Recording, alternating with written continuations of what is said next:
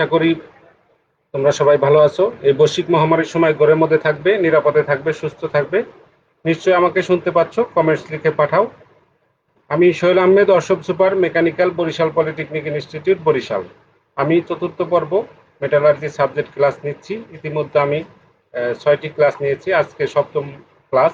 আজকে যে চ্যাপ্টারটা পাঠদান করাবো সেটা হচ্ছে নবম অধ্যায়, শঙ্কর ইস্পাত বা অ্যালয় স্টিল। আমি প্রথমেই ধন্যবাদ জানাই মাননীয় প্রধানমন্ত্রীকে তার বিশেষ উদ্যোগে এবং A2I ও কারিগরি শিক্ষা অধিদপ্তরের নিরলস চেষ্টা মেহনতে আমরা তোমাদেরকে অনলাইনে ক্লাস দিতে পেরেছি। তোমরা নিয়মিত লেখাপড়া করবে, অনলাইনে যুক্ত থাকবে, তাহলে আমাদের সময়গুলো হেফাজত হবে এবং জরুরি প্রয়োজন ছাড়া ঘরের বাইরে বের হবে না। আর ঘরের বাইরে বের হলে কাজ সেরে 20 সেকেন্ড সময় নিয়ে সাবান পানি দিয়ে হাত ধৌত করবে। আমি এখন নবম অধ্যায়ের শঙ্কর ইস্পাত সম্পর্কে আলোচনা করছি। এই অধ্যায় থেকে আমরা যে জিনিসগুলো শিখব সেটা হচ্ছে ইস্পাত সম্পর্কে জানতে পারবো। ইতিপূর্বে আমরা সরল কার্বন ইস্পাত সম্পর্কে জেনেছি। শঙ্কর ইস্পাত সম্পর্কে জানতে পারবো, শঙ্কর ইস্পাতের শ্রেণীবিন্যাস ও ব্যবহার সম্পর্কে জানতে পারবো, শঙ্কর ইস্পাত ও সরল কার্বন ইস্পাতের মধ্যে পার্থক্য জানতে পারবো, শঙ্কর ইস্পাত উৎপাদন পদ্ধতি সম্পর্কে জানতে পারবো, stainless steel, high speed steel, tungsten steel, molybdenum steel, chromium steel, nickel steel, silicon স্টিলের উপাদান সম্পর্কে জানতে পারবো। প্রিয় শিক্ষার্থী বন্ধুরা, এই অধ্যায় থেকে ইস্পাতের যান্ত্রিক গুণাবলীর উপর বিভিন্ন শঙ্কর উপাদান, manganese, nickel, tungsten, vanadium, copper, chromium, molybdenum, sulphur, phosphorus, সিলিকনের প্রভাব সম্পর্কে জানতে পারবো। শঙ্কর ইস্পাতের গৃহস্থালী ও শিল্পে ব্যবহার সম্পর্কে জানতে পারবো। আমরা প্রথমেই ইস্পাত সম্পর্কে জানব। লোহা এবং কার্বনের শঙ্কর ধাতুকে ইস্পাত বলে। সাধারণত 0.008% উপর থেকে 2% পর্যন্ত কার্বনযুক্ত লোহাকে ইস্পাত বলে। ইস্পাতের স্বাভাবিক উপাদান যেমন লোহা, সিলিকন, ম্যাঙ্গানিজ, সালফার ও ফসফরাস ইত্যাদি স্বাভাবিক মাত্রায় থাকলে সেই ইস্পাতকে সরল কার্বন ইস্পাত বলে। বিশেষ উদ্দেশ্যে কোনো ধাতু বা অধাতু সরল কার্বন ইস্পাতে মিশ্রিত করলে তখন সেই ইস্পাতকে শঙ্কর ইস্পাত বলে। প্রিয় শিক্ষার্থী বন্ধুরা, শঙ্কর ইস্পাত যদি আরো ডিটেলস বলতে চাই তাহলে শঙ্কর ইস্পাত বলতে মূলত সরল কার্বন ইস্পাতের সাথে এক বা একাধিক ধাতুর সংমিশ্রণকেই বোঝায়। সরল কার্বন ইস্পাত অনেক সময় সব রকম প্রয়োজনীয় ভৌত, রাসায়নিক ও যান্ত্রিক গুণাবলী প্রদর্শন করতে সমর্থ হয় না। প্রয়োজনীয় বিভিন্ন গুণাবলী অর্জনের লক্ষ্যে সরল কার্বন ইস্পাতের সাথে ইচ্ছাকৃতভাবে নানাবিধ শঙ্করের উপাদান সংমিশ্রণ ঘটানো হয়। সরল কার্বন ইস্পাতের সাথে এক বা একাধিক উপাদান মিশ্রিত করে যে ইস্পাত তৈরি করা হয় তাকেই শঙ্কর ইস্পাত বা অ্যালয় স্টিল বলে। শঙ্কর ইস্পাতে যে উপাদানের আধিক্য থাকে সেই উপাদানের নাম অনুসারে শঙ্কর ইস্পাতের নামকরণ করা হয়, যেমন ক্রোমিয়াম ইস্পাত, নিকেল ইস্পাত, সিলিকন ইস্পাত, টাংস্টেন ইস্পাত ইত্যাদি। প্রিয় শিক্ষার্থী বন্ধুরা, বিভিন্ন প্রকার সরল কার্বন ইস্পাত নিয়ে আমরা এখন আলোচনা করব। বিভিন্ন প্রকার সরল কার্বন ইস্পাত অর্থাৎ ইস্পাতকে প্রধানত দুই ভাগে ভাগ করা যায়। এক সরল কার্বন ইস্পাত, দুই শঙ্কর ইস্পাত। আমরা ইতিপূর্বে ষষ্ঠ অধ্যায় সরল কার্বন ইস্পাত সম্পর্কে আলোচনা করেছি। আজকে আমরা শঙ্কর ইস্পাত সম্পর্কে আলোচনা করব। শঙ্কর ইস্পাত। শঙ্কর ইস্পাত সাধারণভাবে শঙ্কর ইস্পাত বা অ্যালয় স্টিল বলতে মিশ্র ইস্পাতকে বোঝায়। তাহলে সরল কার্বন ইস্পাত কি মিশ্র ইস্পাত নয়? সরল কার্বন ইস্পাত, পিগ লোহা, ডালাই লোহা ইত্যাদি একাধিক উপাদান মিশ্রণ রয়েছে। সেক্ষেত্রে শঙ্করের সূত্র অনুসারে এগুলোকে মিশ্র ধাতু হিসেবে বিবেচিত হওয়ার কথা। যদিও এগুলোতে একাধিক উপাদানের মিশ্রণ রয়েছে, তথাপি ধাতু বিজ্ঞানীর মতে এগুলোকে মূল ধাতু হিসাবে বিবেচনা করা হয়। সেই জন্য সরল কার্বন ইস্পাতে কার্বন, ফসফরাস, সিলিকা, সালফার ইত্যাদি উপাদানগুলো মিশ্রিত অবস্থায় থাকলেও এটিকে মিশ্র ধাতু হিসাবে গণ্য করা হয় না। প্রিয় শিক্ষার্থী বন্ধুরা, আমরা এখন শঙ্কর ইস্পাতের শ্রেণীবিভাগ ও ব্যবহার সম্পর্কে জানব। শঙ্কর ইস্পাত, স্টেইনলেস ইস্পাত। স্টেইনলেস ইস্পাতের ব্যবহার হচ্ছে কাটলারি, সার্জিক্যাল যন্ত্রপাতি, বল বেয়ারিং, বাল্ব শীট তৈরিতে ব্যবহৃত হয়। হাই স্পিড স্টিল বিভিন্ন প্রকার মেশিনে কাটিং টুল হিসাবে ব্যবহৃত হয়। টাংস্টেন স্টিল কাটিং টুল ও উচ্চ উত্তাপে ব্যবহৃত যন্ত্রাংশ তৈরিতে ব্যবহৃত হয়। মলিবডেনাম স্টিল বৈদ্যুতিক লিড ওয়্যার, দ্রুত গতিসম্পন্ন টুলস তৈরিতে ব্যবহৃত হয়। ক্রোমিয়াম স্টিল ডাক্তারি যন্ত্রপাতি, কাটলারি, অটোমোবাইল যন্ত্রপাতি ইত্যাদি তৈরিতে ব্যবহৃত হয়। Nickel steel pipe, sheet, rivet, axle ইত্যাদি তৈরি করতে ব্যবহৃত হয়।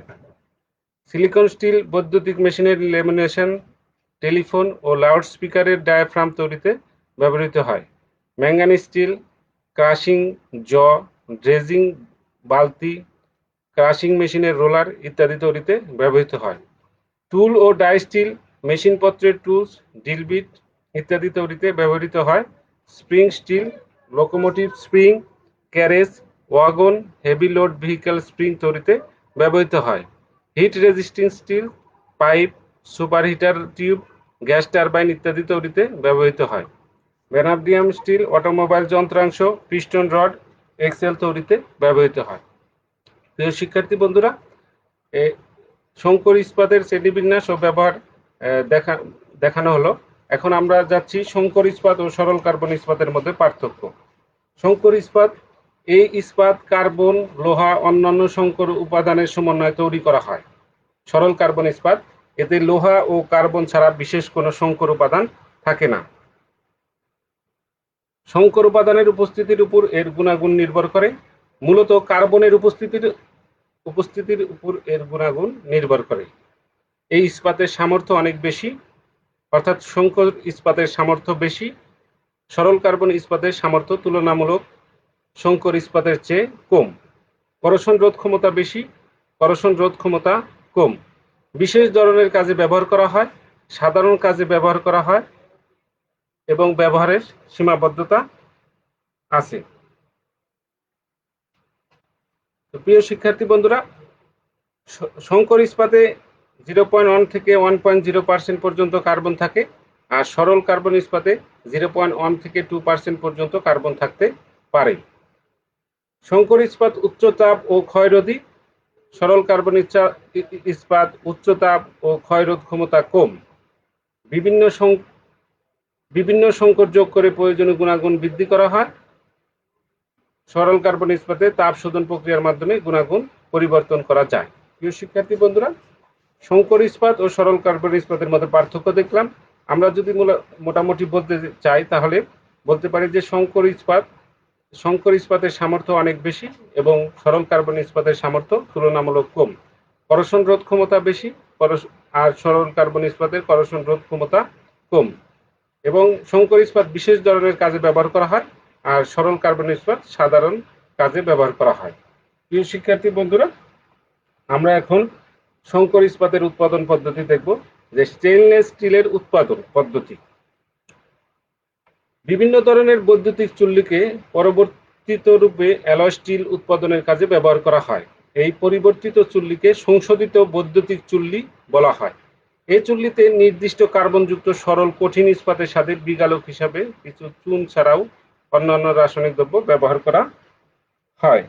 প্রদত্ত উপাদানসমূহ গলে গেলে এর মধ্যে ফেলোস্পার, ফেরোসিলিকন এবং কাঠকয়লা মিশ্রিত করা হয়। পরে অ্যালয়ে উপাদানসমূহ প্রয়োজন মতো মিশ্রিত করা হয়। ইনগট তৈরির পূর্বে গলিত ধাতুর মধ্যে কার্বন, ক্রোমিয়াম ও নিকেল পরিমাণ ও ভালোভাবে মিশ্রণ তৈরির দিকে লক্ষ্য রাখতে হয়। এভাবে স্টেইনলেস স্টিল তৈরি করা হয়। এর প্রধান সংকরীকরণ উপাদান হচ্ছে ক্রোমিয়াম 18%, নিকেল 8%। প্রিয় শিক্ষার্থী বন্ধুরা, স্টেইনলেস স্টিলের প্রধান উপাদান হচ্ছে ক্রোমিয়াম, এটা 18% থাকে, আর নিকেল থাকে 8%। হাই স্পিড স্টিলের উৎপাদন পদ্ধতি। ক্রুসিবল চুল্লি ও ক্ষুদ্র ক্ষারকীয় বৈদ্যুতিক আর্চ চুল্লিতে এ প্রকারের স্টিল তৈরি করা হয়। বর্তমানে ইলেকট্রিক আর্চ চুল্লিতে সুপার রিফাইনিং পদ্ধতি প্রয়োগ করে এই স্টিল তৈরি করা হয়। এই চুল্লিতে ধাতুমল, অক্সিজেন ও সিলিকনকে বিতাড়িত করতে কিছু পরিমাণ চুন ব্যবহার করা হয়। চুন সম্পূর্ণ গলে গেলে এতে বেশি পরিমাণ চুন ও কিছু ফেলোস্পার, ফেরোসিলিকন গুঁড়া কয়লা দেওয়া হয়। ফলে বিজারণ প্রক্রিয়া আরও দ্রুত সংঘটিত হয়। এ অবস্থা যখন তরল ধাতুতে কার্বনের পরিমাণ 0.7 থেকে 0.75% চলে আসে, তখন গলিত স্টিলের মধ্যেও প্রয়োজনীয় শঙ্কর উপাদান টাংস্টেন, ভ্যানাডিয়াম, ক্রোমিয়াম, কোবাল্ট ইত্যাদি যে কোনো একটি কিংবা একাধিক অনুপাত মিশ্রিত করে গলিত ধাতুতে ইনগট পরিণত করা হয়। অন্যান্য সংকর ইস্পাত যেমন tungsten steel, molybdenum steel, chromium steel প্রভৃতিকেও উল্লেখিত পদ্ধতিতে যে কোনো একটিতে উৎপাদন করা হয়। প্রিয় শিক্ষার্থী বন্ধুরা, আমরা এখন stainless steel, high speed steel, tungsten steel, molybdenum steel, chromium steel, nickel steel এবং সিলিকন স্টিলের উপাদানগুলো দেখব। স্টেইনলেস স্টিলের উপাদানগুলোর মধ্যে হচ্ছে ক্রোমিয়াম 4 থেকে 26% পর্যন্ত থাকে, নিকেল থাকে 0.5 থেকে 21%, কার্বন থাকে 0.10 থেকে 0.25%, সিলিকন থাকে 0.75%, ম্যাঙ্গানিজ থাকে 0.60 থেকে 1.75%, অবশিষ্টাংশ লোহা থাকে। হাই স্পিড স্টিলে টাংস্টেনের পরিমাণ থাকে 18%, ক্রোমিয়াম থাকে 4%, ভ্যানাডিয়াম থাকে 1%, কার্বন থাকে 0.7 থেকে 0.8% এবং অবশিষ্টাংশ লোহা থাকে। প্রিয় শিক্ষার্থী বন্ধুরা, স্টেইনলেস স্টিলের আমরা উপাদানগুলো দেখলাম এবং হাই স্পিডের স্টিলের উপাদান দেখলাম। এরপরে আমরা টাংস্টেন স্টিলের উপাদান দেখব। টাংস্টেনের পরিমাণ থাকে 1.0 থেকে 3.33% সর্বোচ্চ, কার্বন থাকে 0.10 থেকে 0.25% এবং অবশিষ্টাংশ লোহা থাকে। মলিবডেনাম স্টিল, এই মলিবডেনামের পরিমাণ থাকে 5 থেকে 38%, কার্বন থাকে 0.70%, 0.70 থেকে 0.80%, আর অবশিষ্ট লোহা থাকে। তো প্রিয় শিক্ষার্থী বন্ধুরা, ক্রোমিয়াম স্টিলের ক্ষেত্রে আমরা দেখেছি যে ক্রোমিয়াম থাকে 12 থেকে 35%, কার্বন নিম্ন কার্বন সমৃদ্ধতে কার্বনের পরিমাণ থাকে 0.70 থেকে 0.80% এবং কার্বন অর্থাৎ উচ্চ কার্বন যুক্ত থাকে 1.50 থেকে 2.50% এবং অবশিষ্টাংশ লোহা থাকে। এটা হলো টাংস্টেন স্টিল, মলিবডেনাম স্টিল ও ক্রোমিয়াম স্টিলের উপাদানগুলো। পরবর্তীতে আমরা দেখব নিকেল স্টিল। এই নিকেল স্টিলে নিকেলের পরিমাণ থাকে 2.5 থেকে 50%, কার্বন থাকে 0.10 থেকে 0.40%, অবশিষ্টাংশ লোহা থাকে। সিলিকন স্টিলের ক্ষেত্রে সিলিকনের পরিমাণ থাকে 0.25 থেকে 18%, কার্বন থাকে 0.50% সর্বোচ্চ এবং অবশিষ্টাংশ লোহা থাকে। অর্থাৎ যে এই অ্যালয় স্টিলে যে উপাদানের মাত্রা বেশি থাকে সেই বেশি মাত্রার উপাদানের সাথে নামের একটা সামঞ্জস্য থাকে, সেই অনুসারে এই স্টিলের নামকরণ করা হয়। যেমন আমরা দেখেছি stainless steel, high speed steel, tungsten steel, molybdenum steel, chromium steel, nickel steel, silicon steel. অর্থাৎ প্রত্যেক ক্ষেত্রেই এর প্রথম এবং প্রধান উপাদান হচ্ছে যে যে স্টিলের নামকরণ করা হয়েছে সেটা। প্রিয় শিক্ষার্থী বন্ধুরা, এখন আমরা দেখব ইস্পাতের যান্ত্রিক গুণাবলীর উপর বিভিন্ন সংকর উপাদান manganese, nickel, tungsten, vanadium, copper, chromium, molybdenum, sulphur, phosphorus ও সিলিকনের প্রভাব। ইস্পাতের মধ্যে কক্ষ তাপমাত্রা প্রধানত দুটি উপাদান থাকে, একটি হচ্ছে ফেরাইট আর একটি হচ্ছে সিমেন্টাইট। ফেরাইট খুবই নরম কিন্তু সিমেন্টাইট খুবই শক্ত। শুধু সিমেন্টাইটই নয়, মূলত কার্বাইডের উপস্থিতিতে স্টিলকে শক্ত করে। যে কোনো সংকরীকরণ উপাদান ইস্পাতের বৈশিষ্ট্য তখনই পরিবর্তন করতে পারে যখন এটি কার্বাইডের ফেরাইটের মধ্যে ছড়িয়ে দেয়। প্লেন কার্বন ইস্পাতের বিভিন্ন অংশ সমকাঠিন্য পাওয়া খুব দুরূহ হয়, যদিও কোনো বড় আকারের যান্ত্রিক অংশকে ক্রিটিক্যাল কুইঞ্জিং হারেই ঠান্ডা করা হয়। একমাত্র সংকরীকরণ উপাদান সহযোগেই সরল কার্বন ইস্পাতকে সন্তোষজনকভাবে শক্ত করা যায়। সরল কার্বন ইস্পাতে বিভিন্ন সংকর উপাদানে মিশ্রিত করার উদ্দেশ্য দেরিতে ঠান্ডা করলেও যাতে ইস্পাত সঠিকভাবে শক্ত হয় সেই জন্য manganese, chromium, molybdenum, tungsten, nickel ও সিলিকন যুক্ত করা হয়। অতি উচ্চ তাপমাত্রায় কাঠিন্য ঠিক রাখার জন্য যেসব উপাদান যুক্ত করা হয় সেগুলো হচ্ছে মলিবডেনাম, ক্রোমিয়াম, ভ্যানাডিয়াম, টাংস্টেন ইত্যাদি। উচ্চ তাপমাত্রায় শক্তি প্রদানের জন্য যেসব উপাদান যুক্ত করা হয় সেগুলো হচ্ছে manganese, nickel, silicon, carbon, chromium ও ভ্যানাডিয়াম ইত্যাদি। প্রিয় শিক্ষার্থী বন্ধুরা, আমরা এখানে সংকর উপাদানগুলো দেখব এবং এর প্রভাবগুলো আমরা এখানে আলোচনা করব। যেমন ম্যাঙ্গানিজ, এই উপাদান ম্যাঙ্গানিজ কার্বাইড গঠন করে, ইস্পাতের কাঠিন্যতার গভীরতা বৃদ্ধি করে, ইস্পাতকে ক্ষয়রোধী ও ঘর্ষণরোধী করে, সালফারের বিরূপ প্রতিক্রিয়া থেকে রক্ষা করে। ম্যাঙ্গানিজ এই উপাদানের ম্যাঙ্গানিজ কার্বাইড গঠন করে, ইস্পাতের কাঠিন্যতার গভীরতা বৃদ্ধি করে, ইস্পাতকে ক্ষয়রোধী ও ঘর্ষণরোধী করে, সালফারের বিরূপ প্রতিক্রিয়া রোধ করে। সিলিকন স্থিতিস্থাপকতা বৃদ্ধি করে, করোশন প্রতিরোধ করে, ওয়েল্ডেবিলিটি ও ফোর্সিবিলিটি কমায়, চৌম্বকীয় পারমিয়েবিলিটি বৃদ্ধি করে। আমি আবার বলতেছি, সিলিকন স্থিতিস্থাপকতা বৃদ্ধি করে, করোশন প্রতিরোধ করে, ওয়েল্ডেবিলিটি ও ফোর্সিবিলিটি কমায়, চৌম্বকীয় পারমিয়েবিলিটি বৃদ্ধি করে। নিকেল, সরল কার্বনের ইস্পাতের উপর নিকেলের প্রভাব, ইস্পাতে স্থিতিস্থাপকের কাঠিন্যতা বৃদ্ধি করে, ফ্যাটিগ প্রতিরোধ করে, দানার গঠন সুন্দর করে, তাপ ও করোশন রোধ ক্ষমতা বৃদ্ধি করে। টাংস্টেন কাঠিন্যতা বৃদ্ধি করে, করোশন প্রতিরোধ ও ক্ষয় প্রতিরোধ ক্ষমতা বৃদ্ধি করে, উচ্চ তাপমাত্রায় কাঠিন্যতা হ্রাস প্রতিরোধ করে। ভ্যানাডিয়াম স্টিলের শক্ত কার্বাইড গঠন করে, ক্ষয় প্রতিরোধ ক্ষমতা বৃদ্ধি করে, কাটিং হার্ডনেস বাড়ায়, ক্ষয় প্রতিরোধ করে এবং টানা সামর্থ্য বৃদ্ধি করে। কপার করোশন ক্ষমতা ও স্টিলের সামর্থ্য বৃদ্ধি করে। ক্রোমিয়াম স্টিলে কার্বাইড সৃষ্টি করে, তাপ ও করোশন রোধ ক্ষমতা বৃদ্ধি করে, কাঠিন্যতা ও স্থিতিস্থাপকতা বৃদ্ধি করে। মলিবডেনাম উচ্চ তাপমাত্রায় স্টিলের কাঠিন্যতা বজায় রাখে ও সামর্থ্য বৃদ্ধি করে, দানার বৃদ্ধি প্রতিরোধ করে। মলিবডেনামের প্রভাব টাংস্টেনের মতোই, তবে টাংস্টেনের চেয়ে দ্বিগুণ সামর্থ্যপূর্ণ। ইস্পাতের হট শর্টনেস বৃদ্ধি করে। ফসফরাস সালফার ইস্পাতকে দুর্বল ও ভঙ্গুর করে। ফসফরাস বড় দানার সৃষ্টি করে, করোশন রোধ ক্ষমতা বৃদ্ধি করে। প্রিয় শিক্ষার্থী বন্ধুরা, আমরা ইস্পাতের যান্ত্রিক গুণাবলীর উপর বিভিন্ন সংকর উপাদানের প্রভাব দেখলাম। এখন আমরা সংকর ইস্পাতের গৃহস্থালী ও শিল্পে ব্যবহার। সংকর ইস্পাতের মধ্যে স্টেইনলেস স্টিল গৃহস্থালীতে কাটলারি, বাসনপত্র, ছুরি, ব্লেড, ঘড়ির বডি, চেইন, কাঁচি, বিভিন্ন প্রকার অলংকার তৈরি, গৃহের সাজসজ্জা তৈরিতে ব্যবহৃত হয়।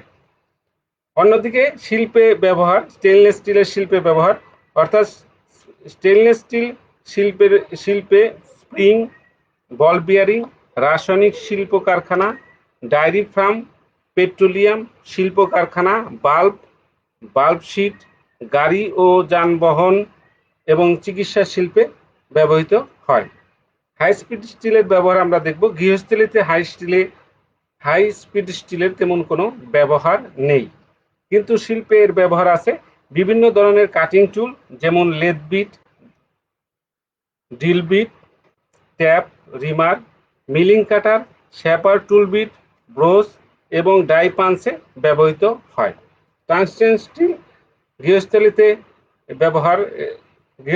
ব্যবহারের ক্ষেত্রে বৈদ্যুতিক ফিলামেন্ট তৈরির ক্ষেত্রে, হিটার কয়েল তৈরিতে ব্যবহৃত হয় এবং শিল্পে কাটিং টুল, স্থায়ী চুম্বক তৈরির কাজে ব্যবহৃত হয়। ডাই পাঞ্চ ইত্যাদি তৈরিতেও ব্যবহৃত হয়।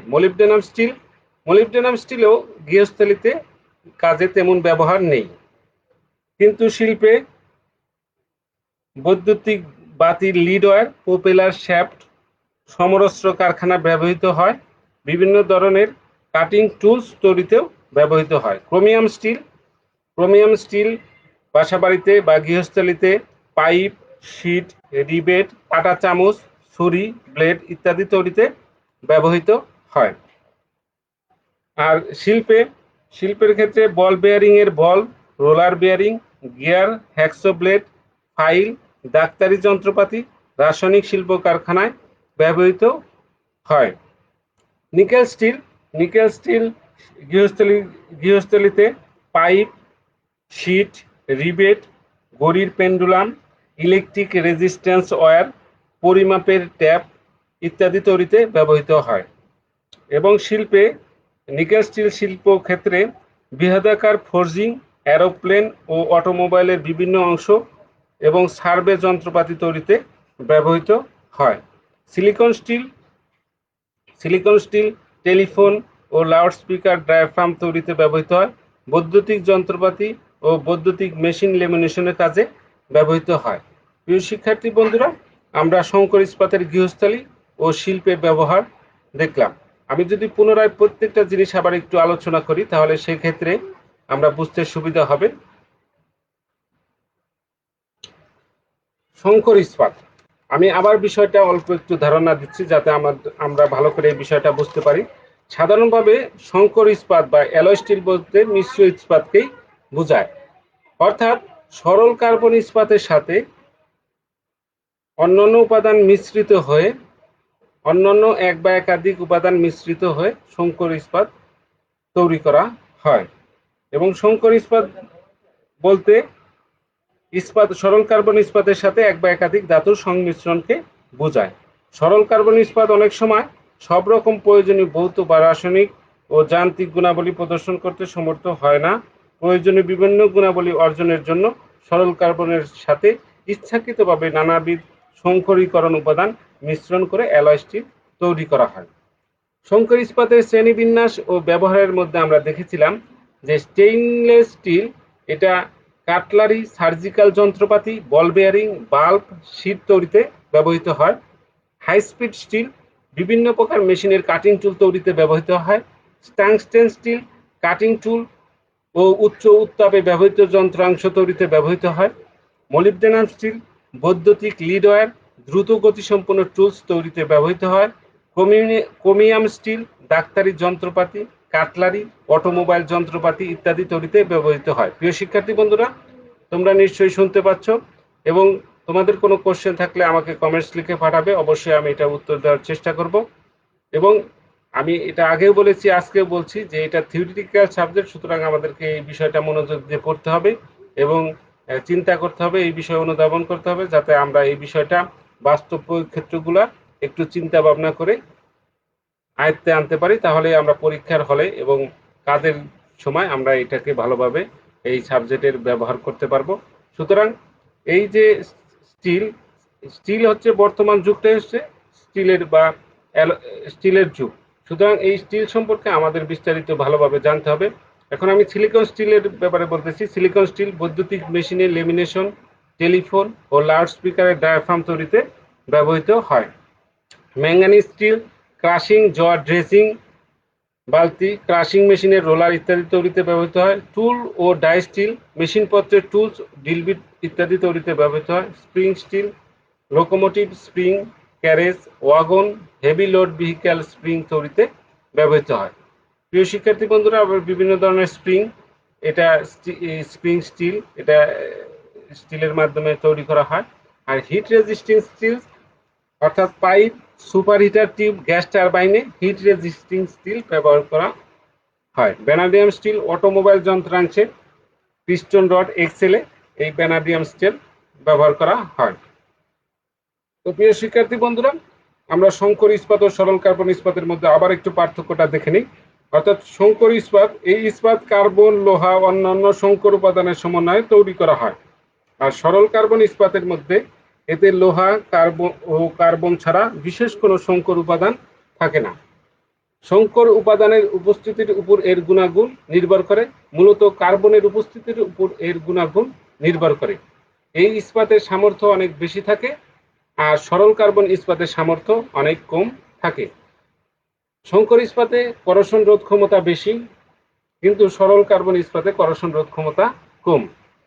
শঙ্কর ইস্পাতকে বিশেষ ধরনের কাজে ব্যবহার করা হয় আর সরল কার্বন ইস্পাতকে সাধারণ কাজে ব্যবহার করা হয় এবং ব্যবহারের সীমাবদ্ধতাও আছে। শঙ্কর ইস্পাতে কার্বনের পরিমাণ 0.1 থেকে 1.0% পর্যন্ত থাকে আর সরল কার্বনের পরিমাণ 0.1 থেকে 2.0% পর্যন্ত কার্বন থাকতে পারে। সংকর ইস্পাত উচ্চ তাপ ও ক্ষয়রোধী, সরল কার্বন ইস্পাত উচ্চ তাপ ও ক্ষয়রোধ ক্ষমতা কম। সংকর ইস্পাতে বিভিন্ন সংকর যোগ করে প্রয়োজনীয় গুণাগুণ বৃদ্ধি করা হয়, কিন্তু সরল কার্বন ইস্পাতে তাপ শোধন প্রক্রিয়ার মাধ্যমে এর গুণাগুণ পরিবর্তন করা হয়। প্রিয় শিক্ষার্থী বন্ধুরা, আমরা স্টেইনলেস স্টিলের উৎপাদন পদ্ধতি এবং হাই স্পিড স্টিলের উৎপাদন পদ্ধতি এখানে আলোচনা করব, এবং অন্যান্য স্টিলও এই প্রক্রিয়ার মাধ্যমে উৎপাদন করা যায়।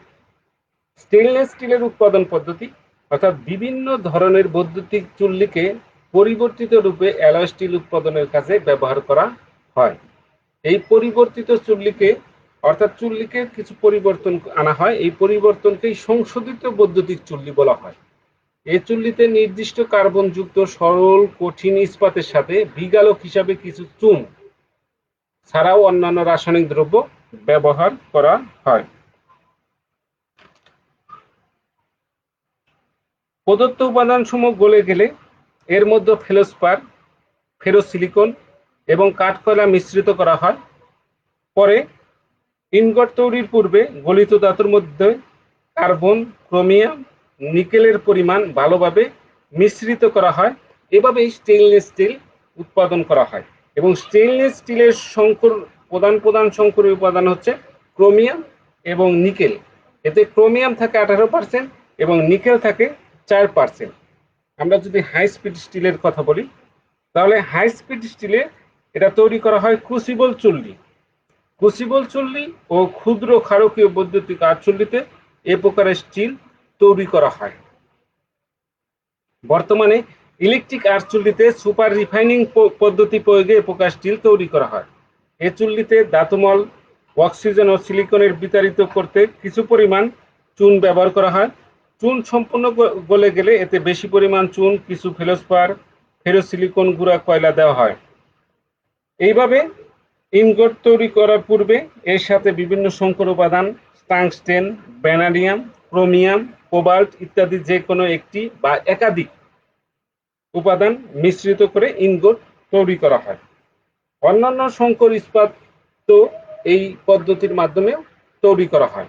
প্রিয় শিক্ষার্থী বন্ধুরা, আমরা stainless steel, high speed steel, tungsten steel, molybdenum steel, chromium steel, nickel steel, silicon স্টিলের উপাদান সম্পর্কে আমরা একটু আলোচনা করব।